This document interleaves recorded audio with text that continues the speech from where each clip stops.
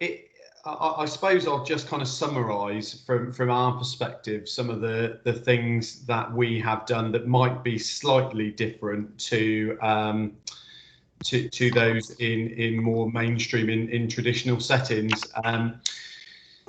One of the main things that we did coming back this term in kind of preparation for the remote learning offer was that we did a digital accessibility survey.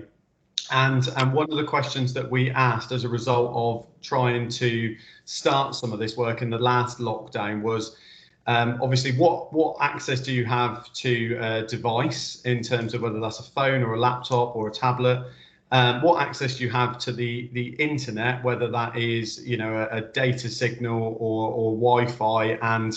And one of the questions we asked this time, we didn't ask last time, was we got caught out on the Wi-Fi question where parents said, yes, we've got Wi-Fi, but actually that Wi-Fi was not sufficient enough to support the teams and remote learning that we are trying to provide. And the third question that we got slightly caught off guard by was those families that said, yes, we have a data internet package, so we have 4G that we tether through our phones. Are you prepared to use some of that data for an online learning offer? Because when we went out to parents last time, they said, yeah, we've got data, but we're not wasting it on school. Like, we need that for the internet.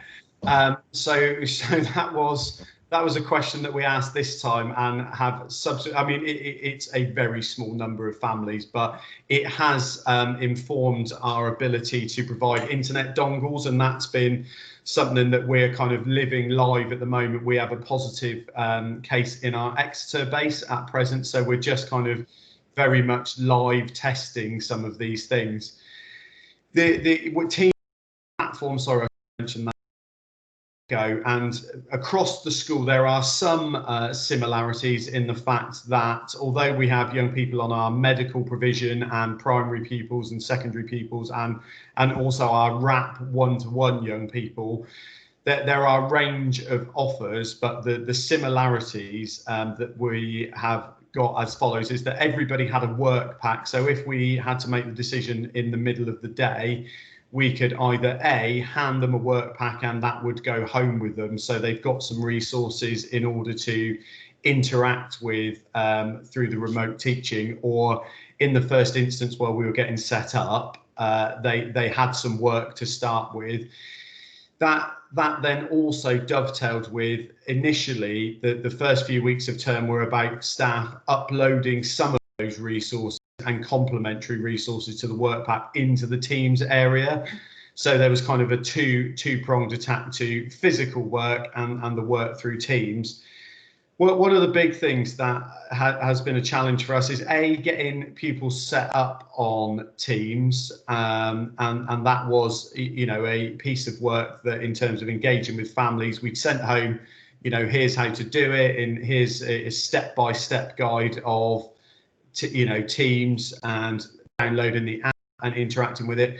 One of the things that we found particularly successful was that we kind of set a set of circumstances where we would ring mum, dad, parent, carer and say, if they can bring their phone to school tomorrow, when we meet them, if they hand it in, we will work with them to set that up. And in some instances, on the RAP basis, we're fortunate enough where those young people have a dedicated member of staff. We did some tests where their teacher or teaching assistant would kind of go to a different room and they would teach a device that was used from home. So that was probably one of the things that has kind of just allayed some of that parental anxiety about it, is that, you know, the kids, our young people, can go home and say, yeah, we tried it today and it was okay, and just practicing that interaction for them. So the first time that they have a Teams interaction is not going to be as and when we need it. They've got a little bit of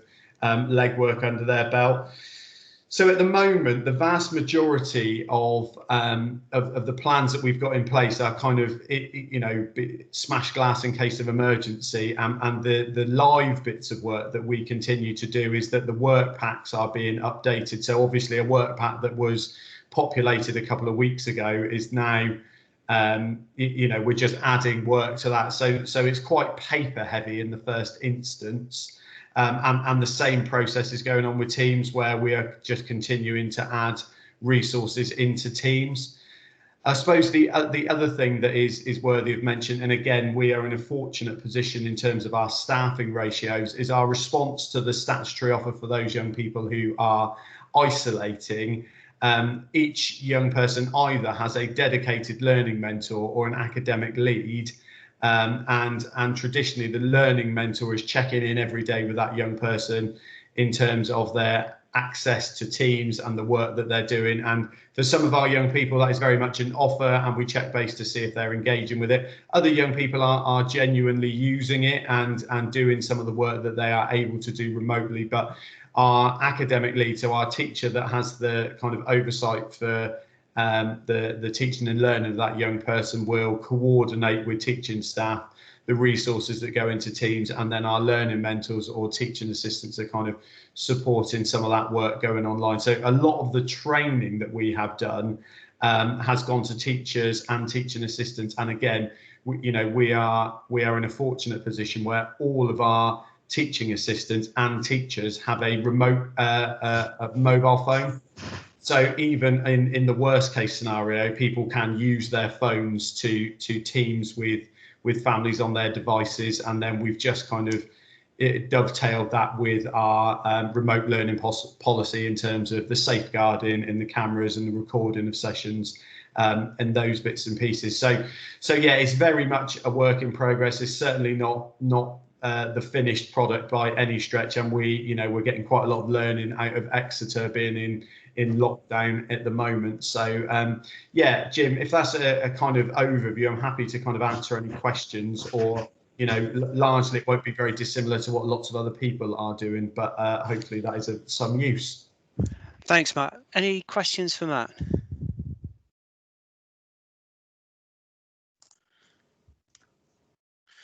Nope. Thank you very much, Matt, for that summary. Heidi, could I hand over to you? Well, I've just got a question for Matt. Oh, yes, certainly. Matt, about the dongles. Yeah. Do you lend them out and then get them back when children come back then? Is that how you've been doing it? That's what we're proposing. Yeah. The other thing I forgot to mention is that we have managed to kind of build up a small bank of laptops and dongles internally.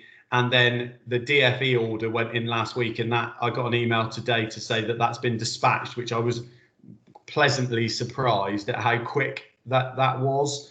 So what we will then do is kind of backfill the laptops and dongles that we've sent out with the DFE ones that will kind of be sat there. Now, whether that's in line with the rules and how many of those we get back, I'm not entirely sure, but that's the plan anyway. Thank you. Any further questions for Matt?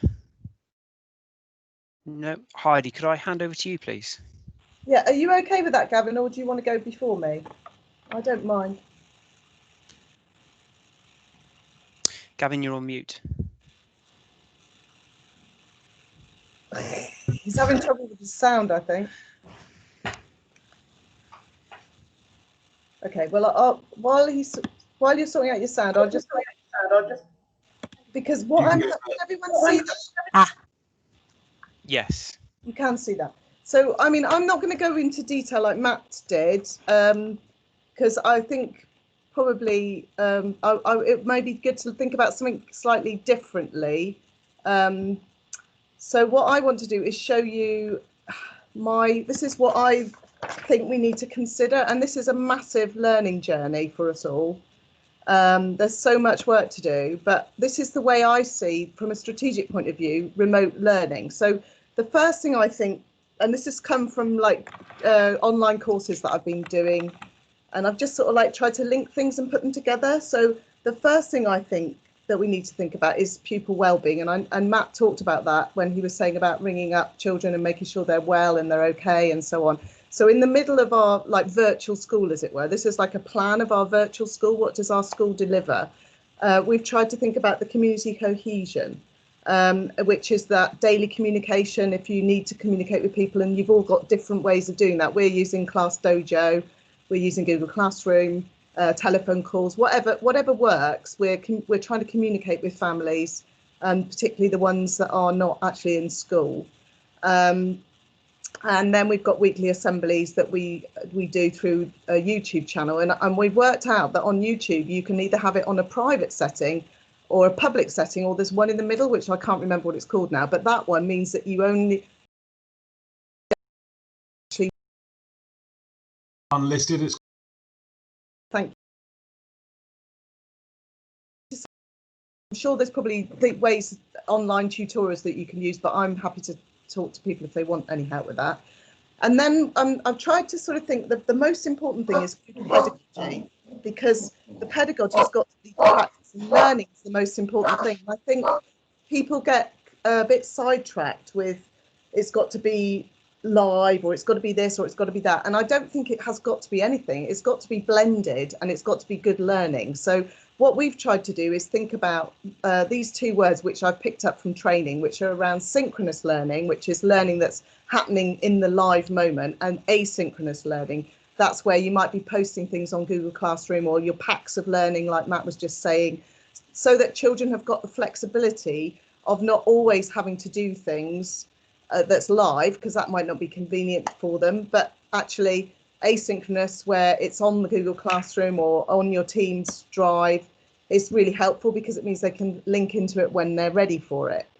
And then what we've tried to do then is link it with, I don't know whether people have been thinking about Rosenshine's principles of learning and steps in learning,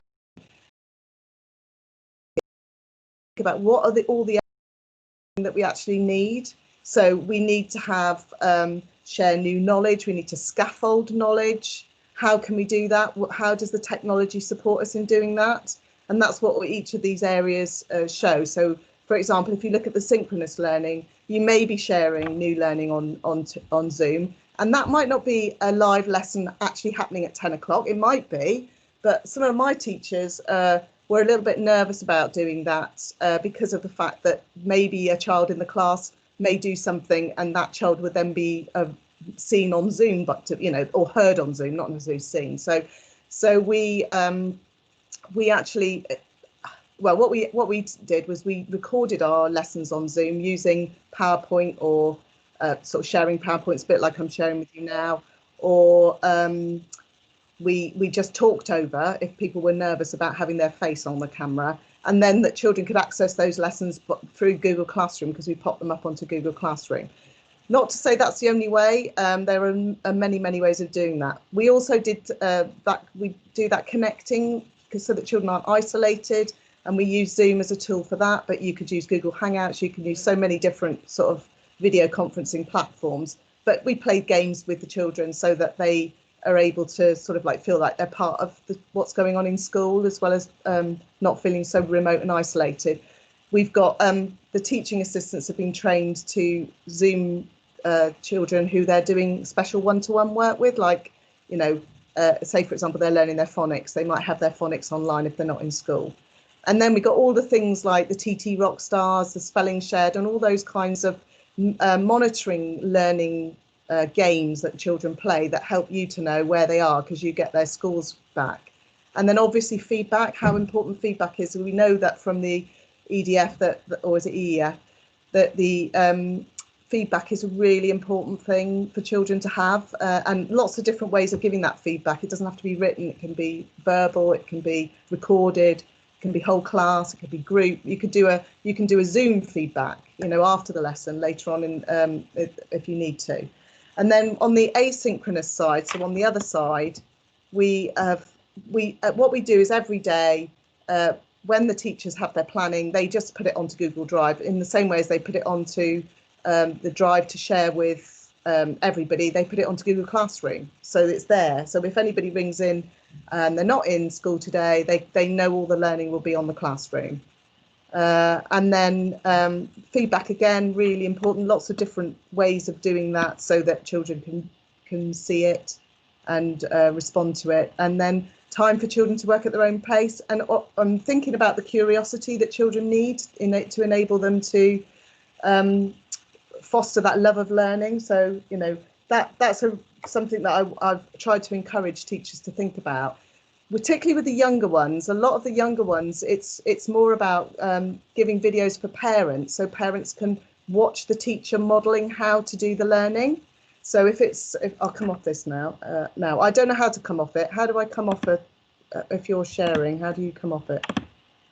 Anybody help me? It's the arrow at the top, Heidi. There's an arrow in a square Arrow near in the a leave button. And that should enable you to finish sharing. Yeah, there we are. Got it. So what was I just saying? I can't remember now. Oh, for the younger children. So like lots of little videos of the foundation teacher saying, oh, this is a book we're going to be sharing in class, and she might read the book and go through tips for the teachers so that they know, not for the teachers, for the parents, so they know what they could say to the children at that point. Or it might be games that they could set up in their house, or they could go and look around the garden for whatever it is. But we've tried to make, for the younger ones, a lot more practical and a lot less online. I don't know whether anybody's got any questions they want to ask, but that's the sort of essence of it.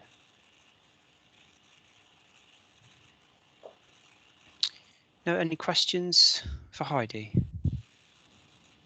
No, thank you, Heidi. I just add to that I guess that's similar to what we're doing in terms of lots of little videos and things, because obviously our SEN children wouldn't be that dissimilar to some of your youngest children and things. And those are the things that we found families have engaged the most with, really small videos modelling, or, you know, like you say, setting up little activities that they can do in their home, practical examples of it and things. But just some of the issues we've had is just with the length of videos as well. I guess everybody's having the same issue. You've got to make them short enough so that you can upload them easily and things. But yeah, I think we're starting to get to grips with that more. So there isn't a time limit on Zoom videos, Anne, or YouTube actually. Yeah, yeah, that's not the same problem. Yeah, you're right. Yeah, okay. Thank you, Kathy. Hi, you've been talking about what you're putting in place. Is that for bubbles or is that for single children? And is it how is it juggled with the teachers? Okay, good. I think is a problem. Yeah, big question. Good questions, Kathy. Right, so that's in place for the whole school. So when teachers upload their work to Google Drive, they also upload it to Google Classroom. And then the videos people are making are tending to be at the end of the week for parents now. Right. If children are at home, because that it depends on what's happening in the classroom. So if I haven't got any bubbles so far, touch wood, that have had to go home, but I've got individual children across the school.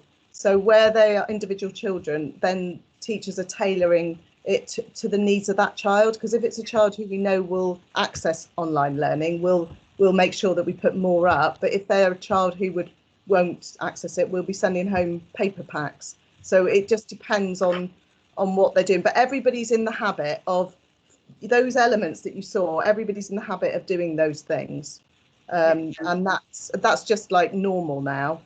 Okay. Yeah, no, that's similar to what we're doing. Just the video bit. I'm struggling a little bit with my staff with the video bit, but yeah, we're getting there.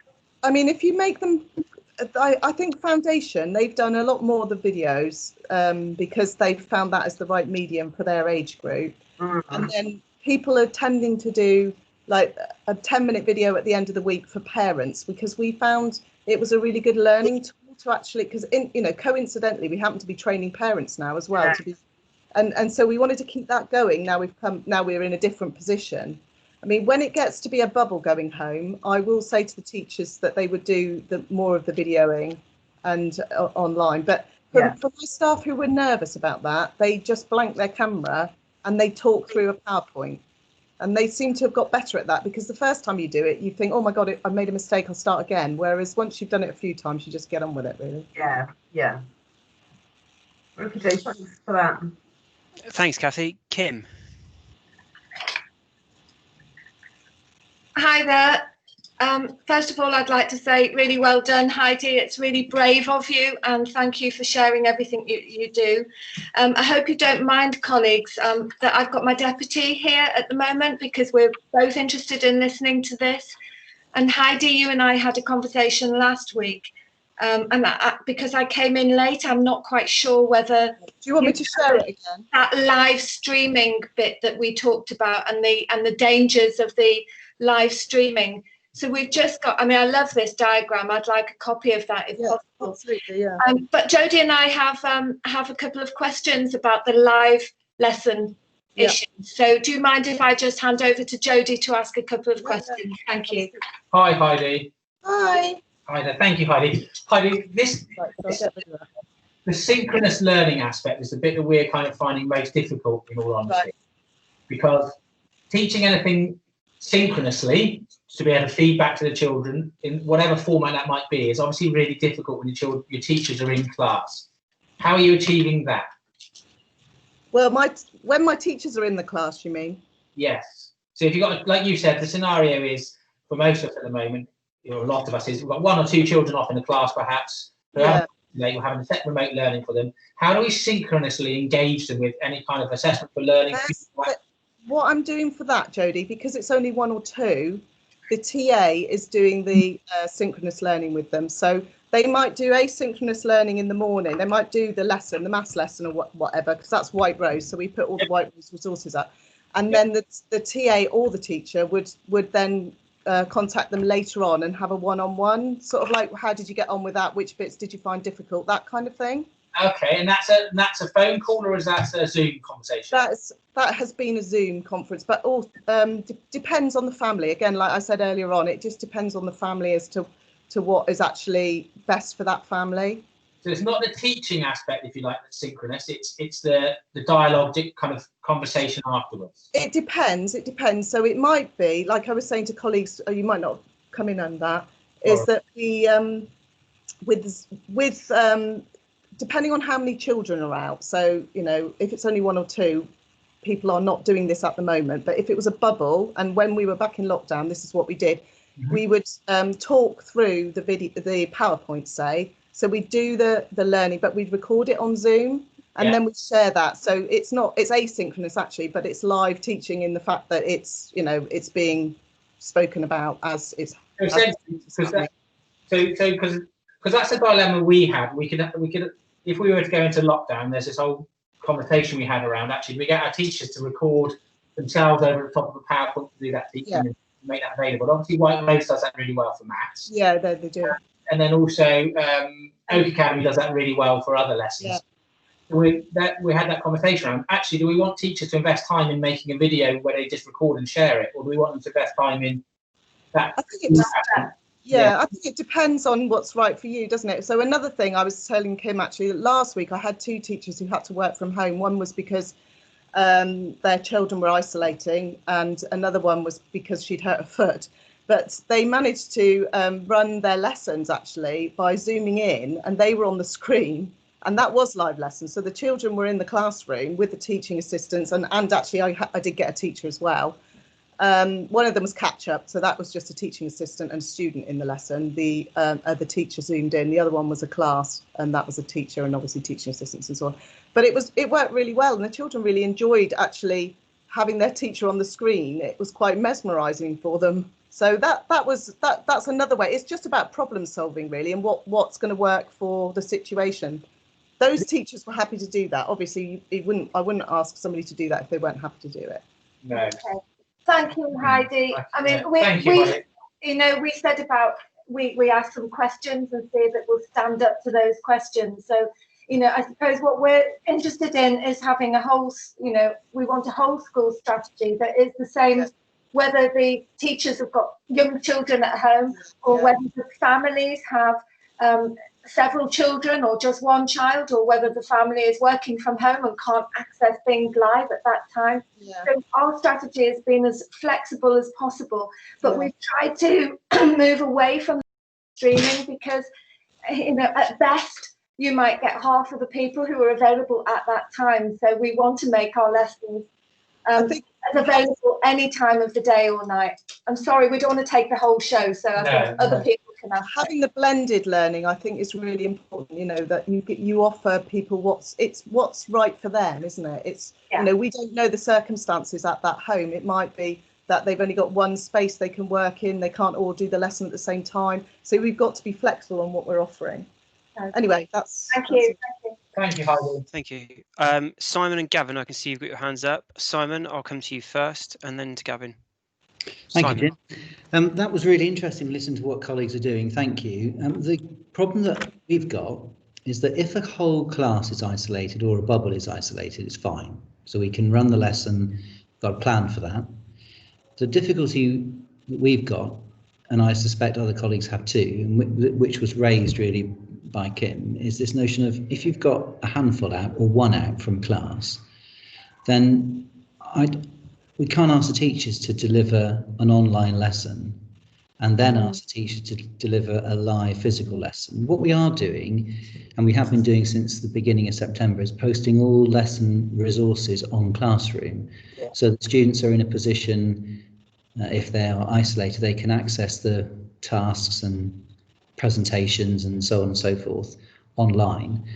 And but there won't be a live video bit to that. But if the whole class was out, then I've asked teachers to do a 10 to 15 minute live bit in addition to posting the material. So I suppose really my question is similar to others, is that what are colleagues thinking that they might do other than post materials on Classroom or Teams or whichever platform they're using? Other than that, what do colleagues think we can do if you've just got one student out or two students out from a class or a group? Thank you. Gavin. You're on mute, Gavin. God, sorry, thank you. Sorry, thanks. Can't even use a computer. How ironic. Yeah. So to answer that question, I've also had the same, I guess, quandary about, in the background of concerning myself regarding teacher workload is exactly what Simon has just said about not creating things twice. So earlier on in the term, I attended the webinar for the DFE remote learning. I don't know if anyone else attended that, but it was really, really useful to ascertain what other schools are doing up and down the country regarding this problem. During lockdown, we weren't in a position to set up Google Classroom because no one learning, it wasn't really in place. But since obviously September, that's all changed and it's working really well. Some of the things that Heidi has mentioned have been taking place. But I was really interested to see. I'm happy to share any resources I've gained from this multi-academy trust that have been using kind of this, as Heidi has alluded to, this blended approach and not creating onerous work for teachers. So they have come up with a digital continuity of learning policy, which links live lessons, but also this blended approach of asynchronous learning as well. And they're using Teams, but Google Classroom could run the same thing. But they're using a live microphone and a program called Sway, and they're calling it a Sway a day, which is basically it's like PowerPoint, but a lot easier to use and works on all systems, any phone, any device. Instantly, so it automatically like a PowerPoint doesn't automatically sometimes resize to the screen or whatever it may be, and doesn't sometimes, depending on what device you're reading it from, you require a browser or certain browsers. A Sway works, it just works. So that's been really useful to find out about how other schools have used this kind of blended approach from the beginning. So all they've done is they've had a microphone in the classroom and they've delivered I guess live lessons with the microphone and the Sway at the same time. And so it's like almost what I'm conscious of is I don't really want to create work twice. So you're not having to do your live lesson and also your pre-existing learning on the Google Classroom or whatever it may be. So there's a range of resources which they've created, which I'm happy to share with Jim or whoever wants them. They've certainly helped me, and I would say this is all Google Classrooms is new to us, but we've got on top of it with the help of the DFE have been quite helpful here, I think. Thank you, Gavin. In terms of resources, if you send them through to Kathy Brettel, we will get them put up.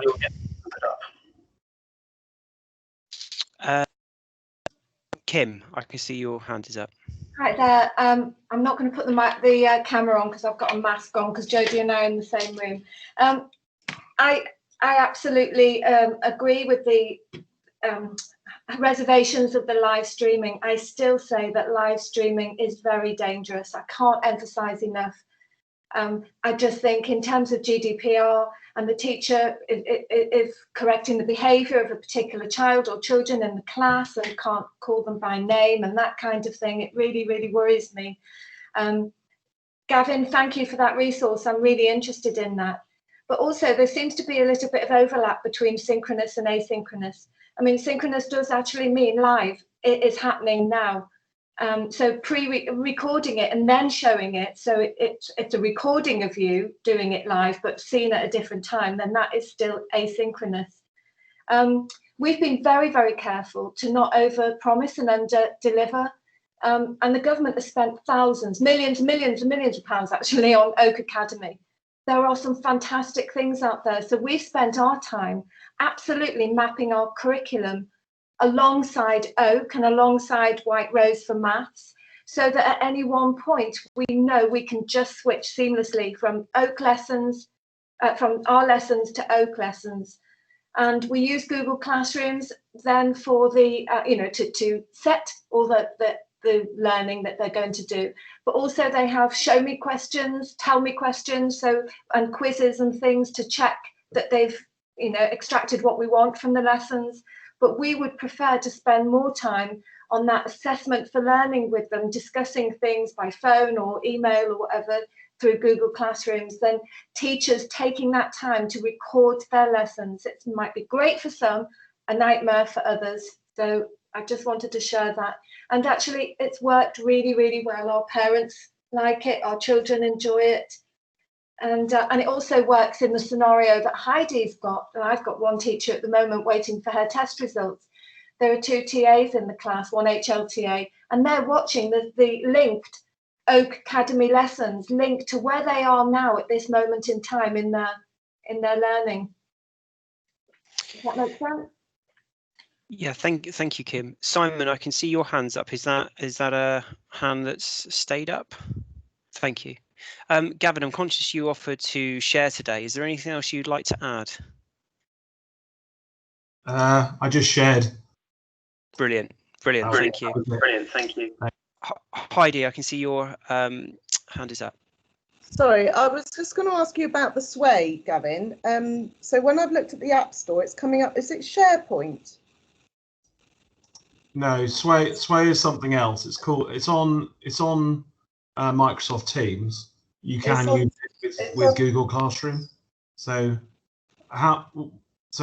we haven't implemented this yet into school because we're doing what at the moment you're doing and putting all the stuff onto Google Classroom. Yeah. Etc. Yeah. But I'm trying to find ways to save teachers time because it's onerous on them and Sway. So if you Google Microsoft Sway, my phone keeps trying to do that at the same time. Sorry. Because it's anyway. Google, and it's basically a program which is available via Office 365, and it's really easy to use. I can send after this meeting. I'll send you all the user guides on it. So and it shows you what to do. It's really dead easy, and it presents. You know how like you would present it if you were teaching it in a kind of nice way. It presents it in a nice way for classes, but equally, I'm not into filming live lessons. Recording is slightly easier to do, but I take Kim's point. She's absolutely right. If you're dealing with behaviour, that's not compliant for GDPR or other things. So it is going to have to be a blended approach when it comes to that. That's it. I'll send it over to you in a minute. Thank you. Okay, thank you very much. Has anyone else got any further questions or points about digital learning? No, I do not see a sea of yellow hands, so I think it's safe to move on. And that takes us to the second part of the meeting, which is matters arising. So what I'm going to do is just go round as you appear in the order that you appear on my system, if that's okay. So Simon, Coincidentally, you do appear first, as well as putting your hand up. So, matter arising for you, please. Yeah, thank you. This is really following on from the conversations we've had over the last few weeks with regards to our COVID regulations, and particularly given the new regulations that have been imposed on us from today. And I know lots of schools would put those in place last week. It's all, I understand it, and it's all working fine, but we have one family. Let me take a step back. Sorry, we have 3 students for whom they don't have to wear face coverings. They have bona fide medical reasons for that. It's fine. However, we have one family that is claiming that it is an infringement of their human rights to have the child wearing a face covering. And I had a bit of communication with Judith and the COVID team at PCC last week around what the council might like to do in terms of supporting schools where parents are claiming their child doesn't have to wear a mask, but they can't choose something from the exemptions list that the government published last week. And I'm stuck between a rock and a hard place here. And I just wondered, Jim, whether you or Beverly had some thoughts as to what the council might do to support maintain schools if parents are taking this view, because I think that the parents believe they can make a fuss and fight with an individual school or head teacher, but in actual fact this is not a decision that we've made at a school level. This is a decision that has been made at national level, not something we've decided to do. So we are enacting a government directive. We are not making a decision for our school. And if I'd have made a decision for my school, I'd be perfectly happy to stand by that and talk. But actually, all of us on the call today are putting in place stuff that we've been directed to do by government. So Jim or Beverly, I just wondered what your thoughts would be on what the council proposes to do to support schools who have parents that are taking this view. Thank you. Do you want me to pick that up, Jim, or you've taken the words out of my mouth. I was just going to say who's going to start first. I can start first from a process point of view. So what we would, the process that we've got is that where there is an instance, if you contact the Children's Services inbox, we will pick it up, discuss the individual circumstances with you, and then we will support you with correspondence. So that is the in terms of the process, that is what we will do. Bev, is there anything else that you wanted to add to that? Well, I've got a similar situation in another school, and I won't name them. They have a couple of families who don't feel they should be wearing face coverings, and they have a couple of people who can't wear face coverings, and they have chosen to educate them in a group together, because that's what their risk assessment is saying, that they are, in order to protect the needs of everybody, those young people are not in general circulation. Now, I don't know whether that helps or hinders, but that is one approach that one of our schools has taken.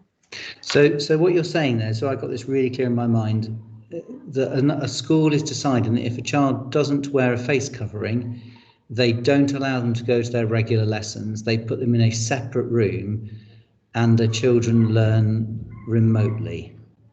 Well, they are in school and they are learning in a location in the school. That's what they have chosen to do.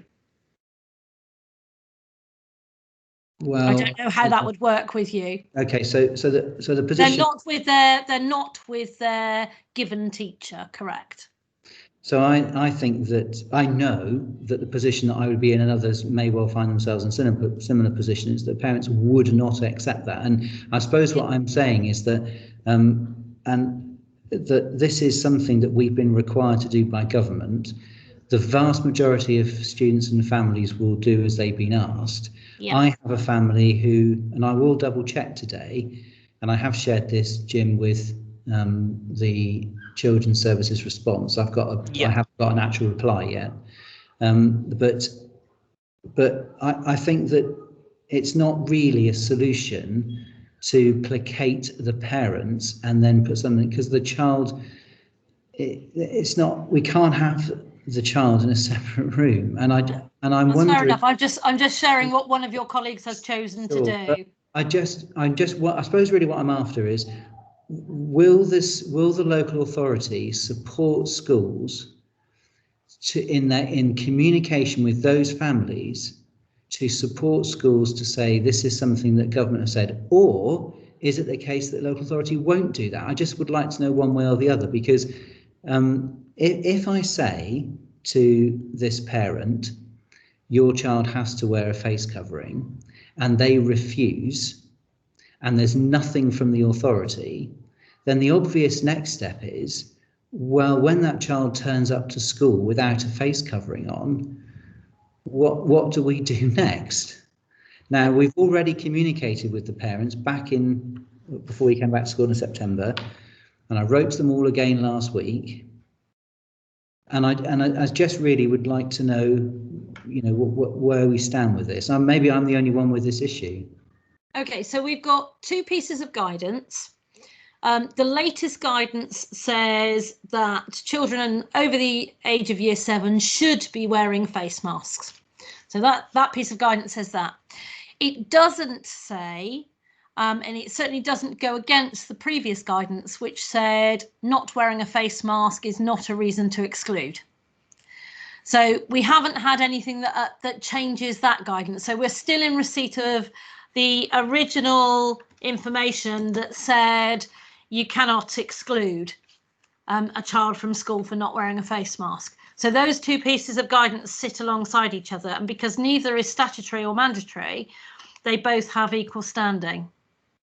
Okay, so if the local authority want to support that view, then I think all I can do is go back to parents and say, thank you very much for letting us know your child won't be wearing a face covering, and just move on. Well, it's not a case of us choosing, Simon. We're covered by the same rules as you. If it's mandatory and statutory, we can make it happen. If it's guidance, then we aren't in a position to make it happen. We can reiterate what the guidance says, and that is, and we will reiterate for you and with you, that the child should be wearing a face mask. Fine. Okay. Well, I'd be very happy with this as an outcome then. I don't know what other colleagues feel would be, because I think consistency is probably helpful. But I'd be very happy to write back to the parents and say that guidance says that the child should wear a face covering. Yeah. However, we have noted your request that your child doesn't wear a face covering, and therefore your child can attend school without a face covering on, because that's what you said. And then they get a similar email from Plymouth City. Is that the thinking? Yeah, well, I'm wondering whether we can do more than that. It may be that we can put out some communication that actually supports young people wearing face masks. So we may be in a position to put out some positive comms that say that actually reinforces that anyone year 7 and above should be wearing a face mask unless they are exempt according to the guidance. Yeah, I've done that. So that all went out last week. No, I'm thinking that we could do that as a local authority across Plymouth as well, to help. Yes. I'm not in a position to wave a magic wand and say, right, we can exclude this child, we can put them out of the way. Yes, we can't do it.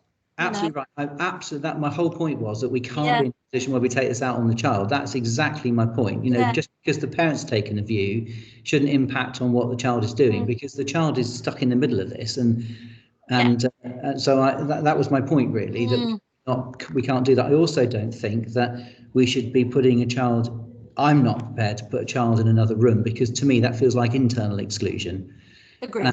And I feel that that's going against the directive that we shouldn't exclude because of not wearing a face covering. So I kind of feel uncomfortable with that.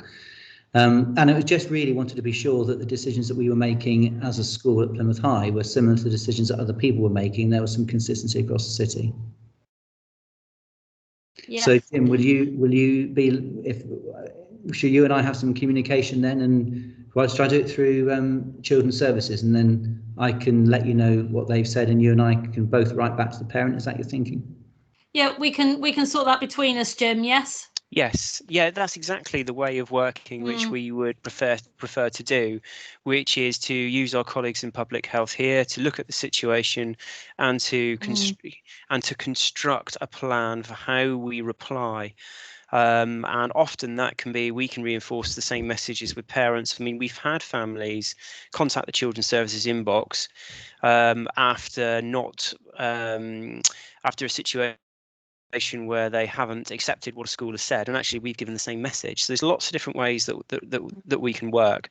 But one thing we have found is that circumstances are often complicated, and that conversation with families works well, but that individual circumstances always need to be taken into account. So we will work with schools to do that. And I will pick up the trying to do something more publicly. Thank you, Beth. Okay. Thank you, Simon. So just working around Heidi, you appear next. I'm just playing around with the Sway thing that Gavin's told me about. I found it online, Gavin, sway.office.com, but I just have to teach myself how to use it now. Have you got Office 365? Yeah, I have. I'll send you the link in a second. All right, sorry. Thank you. So when you're an expert, Heidi, you can train schools. Thank you. Thank you. Kathy.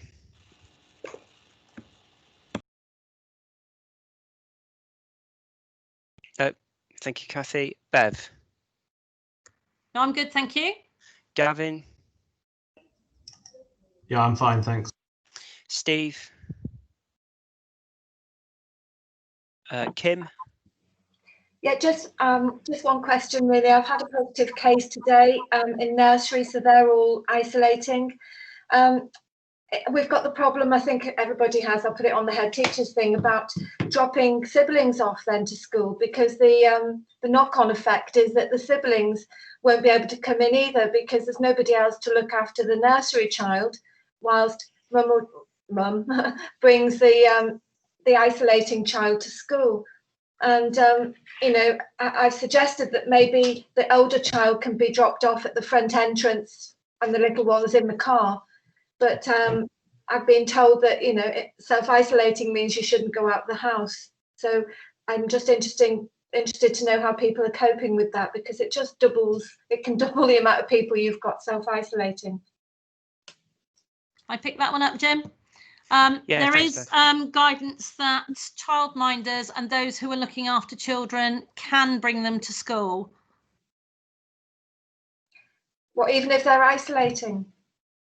The child isn't isolating. No, another person, yeah, but I mean that's not a problem as much as that some have got nobody in the community, no relative, and childminders have refused. On one particular case, the childminder said, "No, your child is self-isolating. I'm not going to then bring your child into my childcare bubble." I understand that. There is some guidance about families being able to identify another household to support with childcare if the child is under the age of 13 years. So it may not be a family member, it could be somebody else, but I do recognise that if a family are isolating, it makes them less attractive in terms of supporting. Yeah, I can't suggest that. I can't suggest that another family is compromised by that child who may, you know, develop symptoms of COVID because the child has had close contact with Kim, you're not suggesting it, the government are. Yeah. Kim, have you put that question into the inbox? Yes, I have. Okay, so this is... Maria was going to ask Public Health England. Yeah. But, you know, I've got children in school now who, you know, the children isolating, the siblings are already in school, and the parents obviously are going to collect them, and they're going to collect them regardless. I think Gemma Scott's going to pick up the answer to this one, Kim, and I will, whatever advice is given, I will make sure it's put in the bulletin so everyone else can understand that, because I think you raise a really good point which will impact on all schools. Yeah. So I would expect an answer back today about that. Thank you. Matt? No, not for me, thank you. Lucinda? No, nothing for me. Thank you. Sarah Jordan? I know, nothing for me, thanks. Okay, and that takes us through everyone. So this video will be recorded and it will be put up on the Essential Information for Schools site. And just thanks to everyone really for their contributions today. And if you could drop myself or Bev a line with any matters arising for next week that you find, otherwise we'll make a call for that as the week goes on. Heidi, is your hand up for a reason? Okay. Well spotted. Okay, thanks very much, everyone. Enjoy the Thank rest you. of the day. Bye-bye. Thank you. Thank you. Thank you. Bye. Thank you.